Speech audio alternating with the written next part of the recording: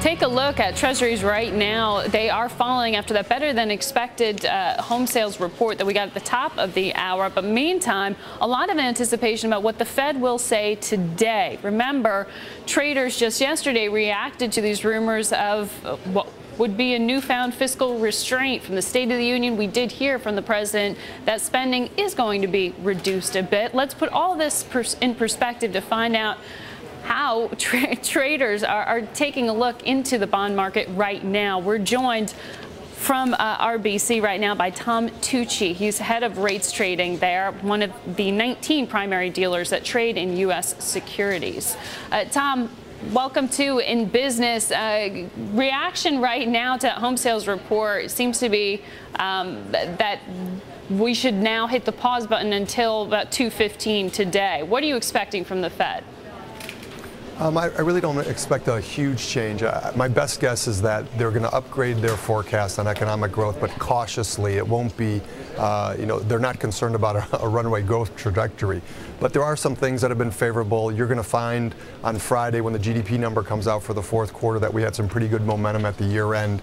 And with the tax cuts, we probably should maintain that throughout. So the numbers that have been coming out relatively firmer. That housing number, you have to be careful though, because that's coming off a very, very low level historically. So even though it did bounce, we're certainly nowhere near the growth levels that we need to be as far as housing is concerned to create jobs and create momentum in the economy. All right, good perspective there. Give me a sense, you think the Fed will give some insight into what might be a brightening economic picture, but does that mean that they make any change in following through with quantitative easing? Do we see a pullback there?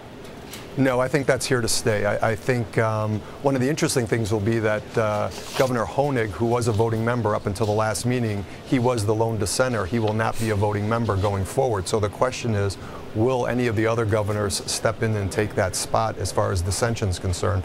Most likely candidates are Plosser and Fisher as far as that's concerned. So that will be something to take a look at to see if there still is some dissension in general, what's happening at the Fed, because Honig was the lone dissenter there. So we did just hear from the CBO that the deficit projections now are $1.5 trillion. That gap widening and widening here. Yesterday we heard from the president that he's going to at least cut, what, $400 billion from the budget over the next 10 years.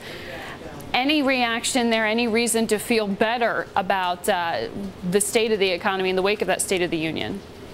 Well, I think what happened yesterday, particularly in the bond market, there was a significant rally in the second half of the day, and it was on speculation that the president would deliver something pretty substantial as far as deficit reduction is concerned, and it did not happen, and that's why you're seeing the unraveling of the bond market in here today. Without that taking place, we're talking about on average $40 billion a year for the next 10 years. That really isn't anything that's going to put a dent in that issue altogether. So globally, you have a situation where rates are going up because of these deficit and supply dynamics. The U.S. is part of that problem, and I continue to think that will put pressure on bond yields higher. All right. Thank you very much for that.